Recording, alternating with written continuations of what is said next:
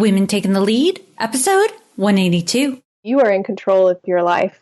How you perform during life is really going to affect the reaction of the audience, and we want them shouting for that encore. Hello, my name is Jody Flynn and welcome to Women Taking the Lead, where we are all about creating blasts of inspiration to help you overcome self-doubt so you can lead with confidence, integrity, and a sense of humor. Head over to womentakingthelead.com to join the community and get the resources to support you on your leadership journey. Now, your future awaits, so let's get started. Every child wants to be the hero of their own story. At JulesCustomBooks.com, your child plays the central role in every book, bringing joy and delight when they hear their name and those of their family and friends. Visit JulesCustomBooks.com to make your child the star of the show. Hello, everyone, and thank you for joining us today. I'm here with Jennifer Eklund, and as a lifelong pianist, Jennifer Eklund has embodied the American entrepreneurial spirit since she was a teenager. She worked as a performer and a teacher for 20 years before diving head-on into running her music book publishing company, Pronto Publishing, full-time starting in 2014. A trailblazer in the evolving print music industry, Eklund is an avid composer of educational piano music and now represents and publishes the works of a growing number of independent composers. Jennifer, that's just a little intro for everyone. So if you could tell us a little bit more about you and your own humble beginnings.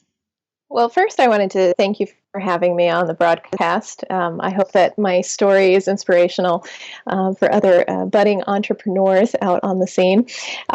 My story is rather interesting. I started studying the piano when I was very young, and playing the piano was not something I necessarily always wanted to do. It was something more that my mom wanted me to do. But the entrepreneurial spirit really, sort of pinched me when I was 12 years old, and people started paying me money to play the piano for them. And I actually found that really motivating. So I started as a performer when I was a young teenager, and, unlike my friends who were, getting paid for babysitting and mowing lawns, I was out, playing for parties and weddings and whatnot. And when I was 14, I started teaching the piano. I always tell this story in workshops that I did two things as a child. I was an only child. I used to play school and I used to play store. So it's no big surprise that I ended up doing those two things with my life. First as a teacher when I was a teenager, and my friends were once again either babysitting or working at fast food places. I was out teaching students. They all thought I was crazy, but I loved it, and I knew that it was something I was destined to do. I kind of became a publisher by accident. I was living in Sweden in the year 2000. I lived there for about a year, and I was working at an international preschool, and I basically didn't have access to any of the books that I was using back in the States as a teacher. So I started writing materials to suit the needs of the students there at the preschool. So I basically was doing it because I needed materials. And when I came back to the States after living in Europe, I thought, I think I'm on to something here. So I kind of just kept writing and developing materials that I used with my own students. And when I started to see the success that they were having, I figured, what, I think that this material should be seen by others. And so I sort of just gradually started dipping my toe into the pool of publishing. And, it was quite a struggle at first, but I started to get really good feedback from teachers all around the country. And it kind of just grew from there. So I was teaching for 20 years and running the publishing business for about 5 or 6 years concurrently, and I was sort of waiting for that big switch to happen because things were starting to get really busy, and I thought to myself, okay, as soon as the publishing sort of evens out with the teaching in terms of financials, that I would sort of, jump off the cliff and go full-time into publishing, and that finally happened back in 2014, and no regrets. We've been full steam ahead ever since. And I love that. And it's a journey of like incremental successes and growing. And what really isn't captured in there, and I'm sure you'll laugh when I say this, is all the work you put Right. into it. Right. I'm sure was a ton of work, a lot of ups and downs, but congratulations, Jennifer, because that is the goal. I mean, yes, we're going to work hard, we're going to have our ups and downs, but we always want to be growing and incrementally getting better and forging new ground. And you've been able to do that, and really started at a young age and went for it. And what I would love for you to share with us, because your story is one of really being confident and going for it, but we all have those moments of self-doubt where we don't realize what we're capable of. And I love the Marianne Williamson quote that I play it at the end of every episode of my podcast, because she talks about playing small. And that's not how we're meant to live, but we all have those moments. So if you could share with us one of your own playing small stories and the lessons you've learned from it.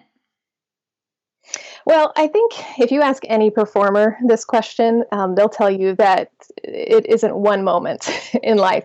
It is constant.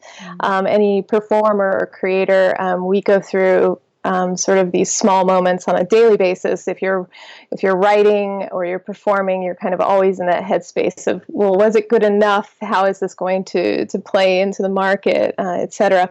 I'll say for me, on the publishing front, I think those moments are encapsulated in all of the rejection letters that I got from the big companies over the years. I had created this curriculum series that I really felt strongly was very solid, and that I had a strong voice that needed to be heard in the market. But, I would just keep getting these letters that, yes, we realize the volume of work that you've accomplished here. This is great. We just don't have room for it. I think the turning point, though, in all of those moments really came when I started asking myself, why not?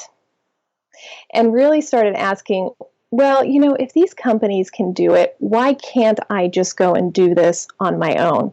And that is really the daily question that I continue to ask myself. Okay, why not? Why can't we do it this way? And that is really something that keeps me just sort of, muddling through the everyday challenges that I face.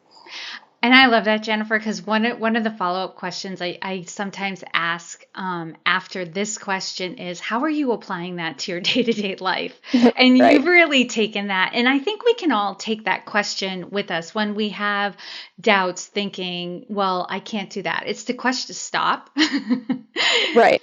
Think about it and question, why Right. not? Right? Right. And I face this all through school. I have 2 college degrees in music. When I was an undergrad, the first sort of hurdle that I came across was when, in college you are lumped into 2 boxes. You either are a piano major who plays classical music, or you're maybe a jazz major, which is a little bit less common. And for me, I wanted to do both. I had a great interest in playing jazz, and I wanted to do both, but I had people, in the classical music realm saying, well, you can't do that. You can't do both. And that was sort of the first point at which I started to say, well, why can't I? And I ran into hurdles on the jazz side of things because it was very much, sort of the all boys club for a very long time, especially if you're a pianist. It's very uncommon to see female pianists in jazz groups. And I had a very old school jazz director in college who looked at me the first day I walked in class and said, oh, well, girls can't play the piano. You're supposed to be a vocalist.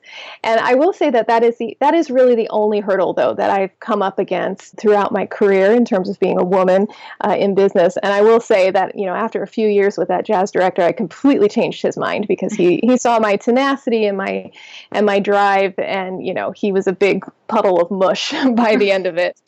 So, I came across that. And then, of course, when I started to deal in the publishing realm of publishers saying, well, we don't need this. Okay, well, why don't we need this? I think we do need this. And I've, consistently proven them wrong on that front.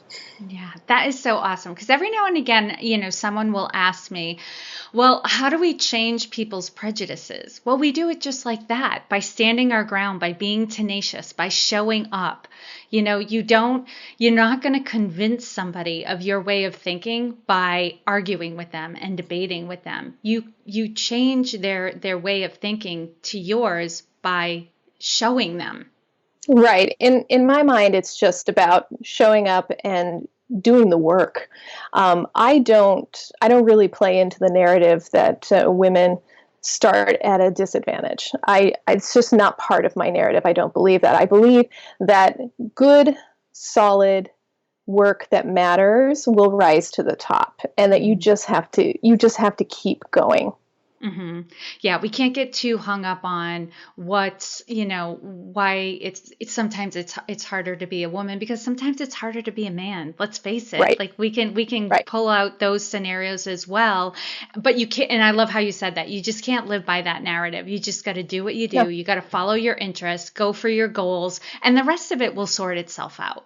Right, absolutely. In my mind, we all, as human beings, will face challenges, no matter where we come from. It's just about being tenacious, and really, in the end, it boils down to just really believing in what you're doing, because that heart and that spirit that you have for whatever it is that you do will come through to the end users of your product or your service or whatever industry you happen to be in.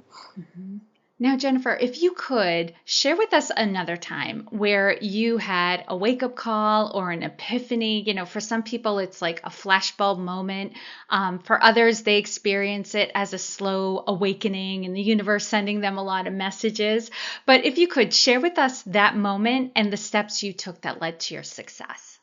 All right. Well, this is kind of an interesting story, and I won't mention names so that I stay out of hot water. I had a meeting a couple years ago with a pretty major publisher. I'll just say that they're like number 2 in our industry. And I had a meeting with them, and I had sent up some compositions ahead of the meeting that they had reviewed. And so I was sitting, with the head honcho after, a nice cordial lunch that we had, and things were going well. And at this point, I was still sort of on the fence as to whether I wanted to sign away my life, basically, to put myself under somebody else's umbrella, or if I wanted to stay independent. And he handed over to me the compositions that I had sent up and that they had edited. And they had just destroyed one of my pieces, in my mind, that had been, a top seller. Teachers loved it, students loved it, and they had basically taken out everything that was fun about the piece rhythmically and squared it up, because he looked at me and he said, teachers can't handle this, and neither can students. And I looked at it, and I knew what the numbers were. I knew what the market was saying. And I said, oh, okay. He said, well, why don't you go over and play that piece for me the way we've edited it? And I said, okay. So I sat and played it. And then I turned around after I was finished, and he just looked at me and he said, well, yeah, that was a little dry, wasn't it? And that was the moment for me. I knew the meeting was over, and I knew driving home, that was my signal.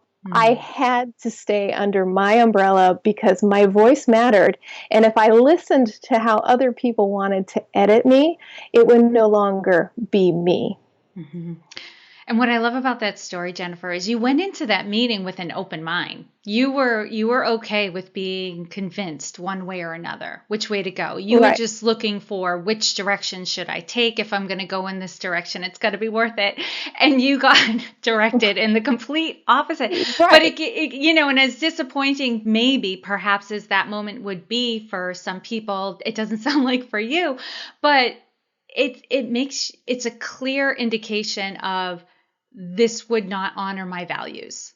Right. And for me, it was really a full circle kind of moment, because I had been waiting many years for that type of meeting. I mean, if you had talked to me 5 years prior, I would have said, wow, that is really exciting that I'm going to be meeting with so-and-so. They finally want me at the table.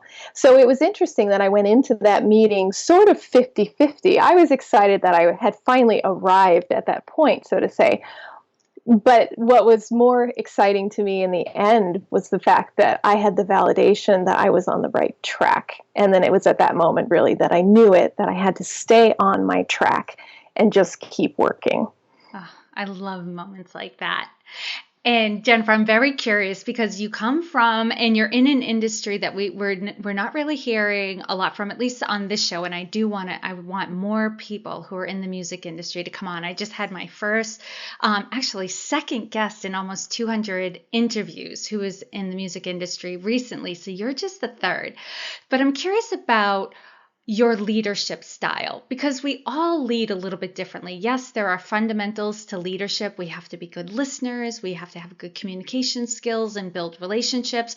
But there are nuances to leadership based on our personality style, our strengths, our interests. So Jennifer, how would you describe your leadership style? Very personal. I sort of fell into a leadership role by accident. And I will say that I don't think I ever really considered myself a leader until I started reading books about leadership. And then I looked and said, well, yeah, I'm doing all of this. I didn't really know that I was doing this, but it was just sort of intuitive. I'll say one thing about being a great leader, I think, is all about paying close attention to everything. I pay attention to people and I take a genuine interest in their lives, whether it's students, teachers, your everyday customer. I always make a point of remembering things about people. I think one of the things I value most about close relationships that I have are people who are thoughtful.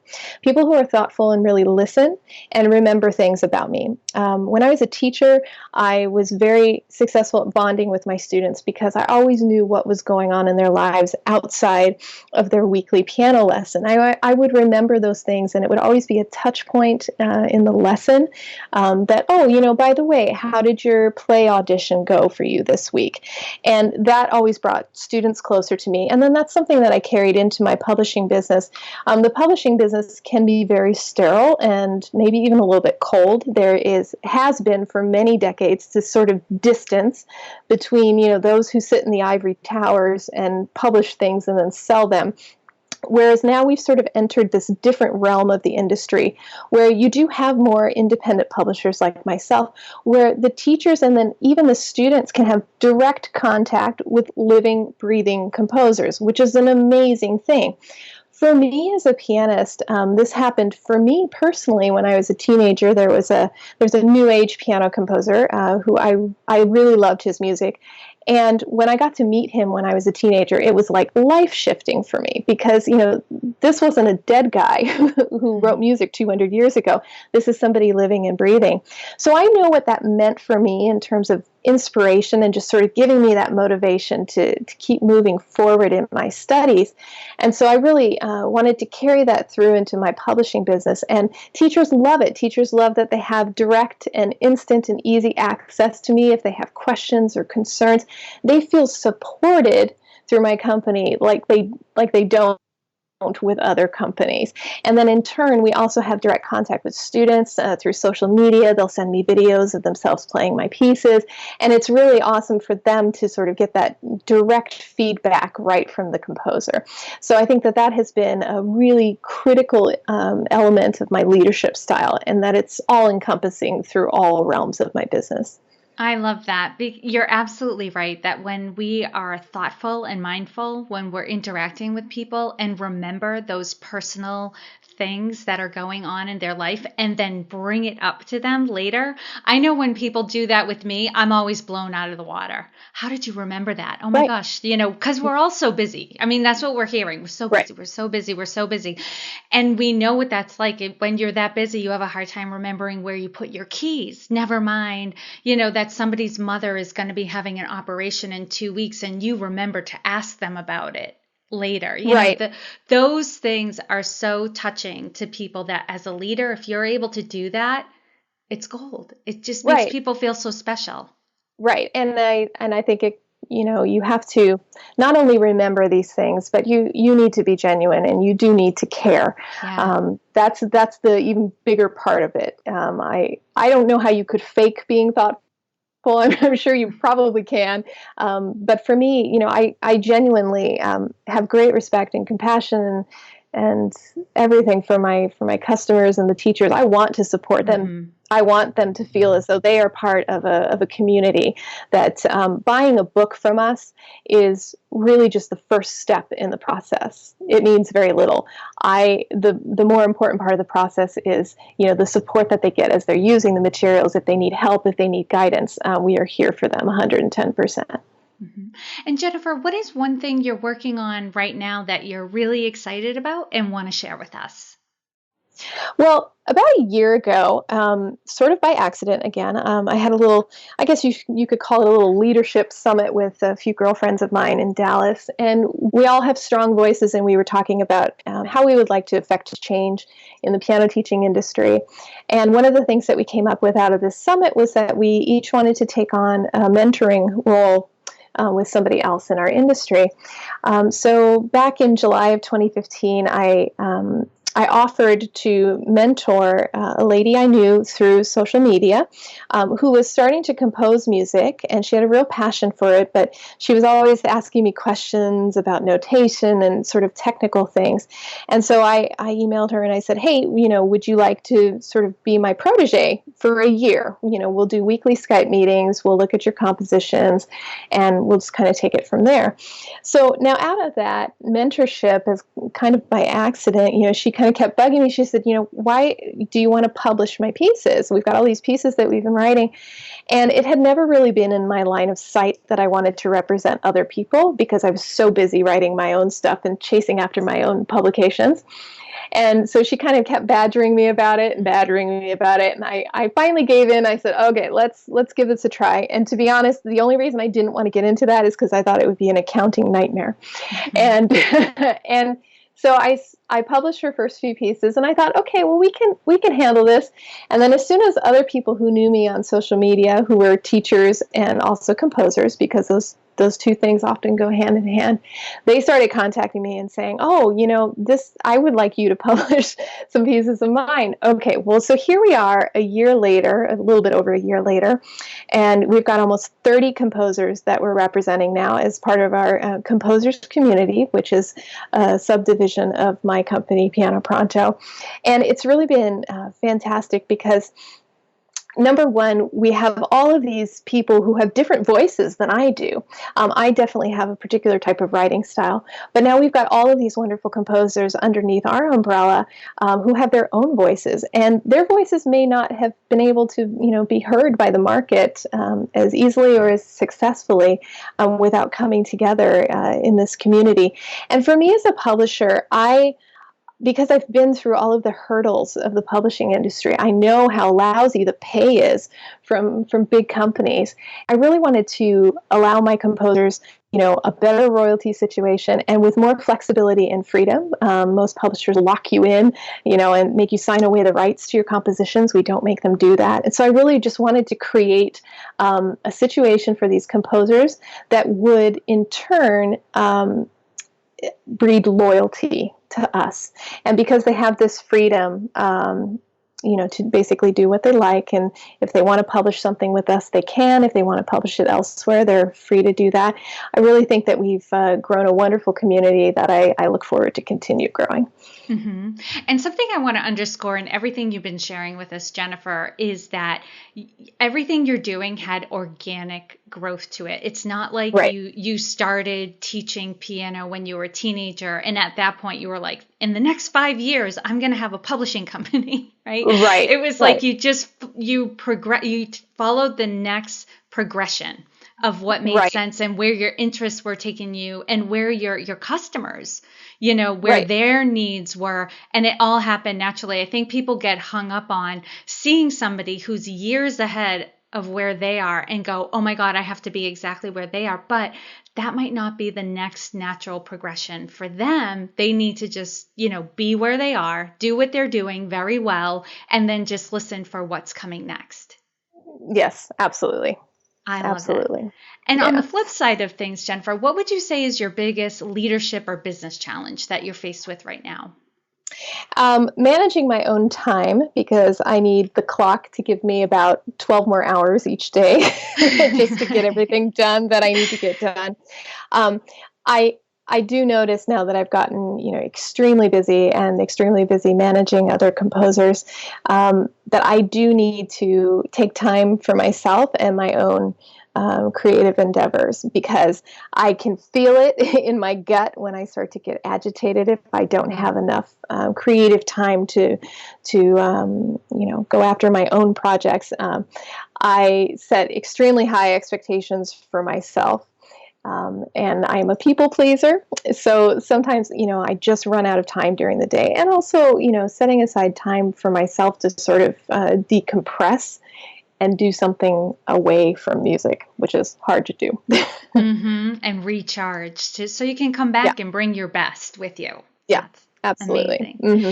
And Yeah. Jennifer, you have a lot going on. You have all these things, you need that extra 12 hours in a day, which I can definitely appreciate and Hmm. laughed with you. So if you Hmm. could tell us about the people you have around you who support you to be able to do what you're doing right now. Well, I'll tell you, we have a very small crew here at the company, but they're great. They're all very good at what they do. I would be on life support without my full-time tech guy because he's amazing and takes so many things off of my plate. Um, I'm sure many business people can relate. When I first started this company, I wore every single hat. Mm-hmm. I was the tech person, I was the marketer, I was this, that, and the other. So it's been nice over the last few years to start to rely on other parts of the team. I have a wonderful office manager who actually used to be a student of mine. She's only 18, and I've seen tremendous growth in her as a person just from having the responsibility of having to run this office and do all of the order fulfillment and all of the day-to-day grunt work. She has just grown so much as a person. It's been wonderful to see. I have two dear friends of mine who are editors who don't work here in the office, but they work offsite. They're a tremendous help. And other than that, I will say that the biggest energy refreshing group that I have are really the teachers. And I interact with them on a daily basis. We have a very lively Facebook forum for the Piano Pronto teachers. They're wonderful people. We interact on a daily basis, and that's what energizes me is hearing their stories about the wonderful effects this music is having in their studios and with their students and with them themselves as teachers, because we seem to have just reignited a lot of their sparks about teaching. The publishing industry is notorious for being rather stale and not updating things very often. So the wonderful thing is that we get this feedback from teachers all the time, and they love it because they tell us what they need, and then we make sure that we get it out there, and we get it out there quickly. And so it's just this wonderful give and take relationship that we're listening to them, and in turn they appreciate the fact that that we are listening to them and their needs, so that we are really meeting the needs of students today in 2016. Mm-hmm. I was just talking about that feeling with somebody over the weekend where yes, you need to eat, right? So you have to Yeah. make money, but the interactions you have with your community is soul food. And one interaction can feed you for days. And Absolutely. And I'm always happy to tell people that we literally spend $0 in advertising. And I really do credit that to the fact that we have this very grassroots movement through social media, that, we have our tribe out there, and our tribe has grown tremendously in the last few years. And really, you can't deny the type of energy you see around the materials and the items that we're producing. And that's a wonderful thing that not only feeds my energy, but, sort of keeps the fire stoked behind this company. perfect. And Jennifer, now I'm going to do a quick leadership roundup. So this is going to be a little rapid fire questioning coming at you. But Okay. tell us, what is one practice you have that helps to make you a better leader? I wake up really early. I believe strongly in getting ahead of the game. I routinely wake up before the 5 o'clock hour, and I always make sure that I have got my goals, both short term and long term, written down and within my line of sight, like on paper, not typed up somewhere. And what is one book that you would recommend to a woman to help her develop her leadership? I have two books because I couldn't narrow it down to one. The first book is John Maxwell's The 21 Irrefutable Laws of Leadership, which is an absolute classic that I reread at times when I need a boost. The other really great book that I can recommend is Seth Godin's book Linchpin, which is basically all about establishing a skill set for yourself that makes you irrefutably indispensable in the marketplace. And what advice would you give your younger self? I would advise myself to be more curious about the inner workings of things. I had gotten married very young, and I had relied on my husband to basically do everything. And after I got divorced, I learned that when I was on my own that I had to start figuring things out for myself. This by surprise to myself, was actually really empowering. That I started with, sort of a new mindset that if somebody else before me has managed to do this, I can manage to do it too. It's just about seeking out the information in order to accomplish the goal. And if you could share with us a success quote or a mantra and why it has meaning for you. Okay, well, so I pulled this one out this morning because I remembered that I had written a quote in one of my recent books, because I'm a big quote person. So the quote is, "You are the star and the life is your stage. It's up to you whether or not the audience shouts for an encore." I think it's rather self-explanatory, but basically you are in control of your life. How you perform during life is really going to affect, the reaction of the audience, and we want them shouting for that encore. Amen. I love this one. I had not heard this before. And lastly, Jennifer, what is the best way for this community to connect with you? I am probably easiest to find on Facebook. I admin a couple large groups for teachers. One is Piano Teachers Central. So if there's any music teachers out there, it's a wonderful virtual water cooler in an industry where, we don't have coworkers. So it's been tremendously successful. We have nearly 7,000 teachers in that group who just talk about this, that, and the other all day long. And we also have a Piano Pronto discussion forum on Facebook, and that it really is the easiest way to reach me on social media, aside from YouTube channels and Instagram and all that other good stuff. Mm-hmm. And I have your pianopronto.com. That's your website. And are all the social media buttons where people can find you on the website too? Yes, absolutely. Down in the footer. And you know what? Even if you just want to go on the website and enjoy some great music, we have really flopped the publishing industry on its head. We give you, full audio samples of everything that we sell. So it's wonderful if you just want to go and watch some videos and hear some great music. It's a wonderful website to browse. That's probably better use of your time than just watching random YouTube videos endlessly. So I may do that on a lunch break. It might be, and we even have Piano Pronto Radio, which was again, it was an idea from a customer. She had messaged us on Facebook and said, "You know what? You guys are releasing so much new material. I can't keep track of it. I would love to just be able to hit a play button and be able to hear all the new songs." And my tech guy just ran with that, and he created Piano Pronto Radio. So up at the top bar, you can just hit the radio button, and you'll hear all of the 50 latest releases, plus whatever else we, decide to load the radio with. It's really wonderful. Brilliant. Just brilliant. I love that. All right. And so for those of you who are listening, you can find all the links and resources shared in this episode at womentakingthelead.com. Jennifer, the blog post that accompanies Jennifer's episode will be there with all of those links. And Jennifer, thank you so much for taking the time to inspire and enlighten us. We are all better for having met you. Well, thanks so much for having me. Your website tells a story about your business. At Zebra Love Web Solutions, Millie and her team are going to make sure your website tells the story you want your customers to hear. Connect with Millie at zebralovewebsolutions.com to create the impression you want to make. Thank you for joining me on Women Taking the Lead. Are you ready to take the lead in your own life but need some support? Head over to womentakingthelead.com/contact to introduce yourself.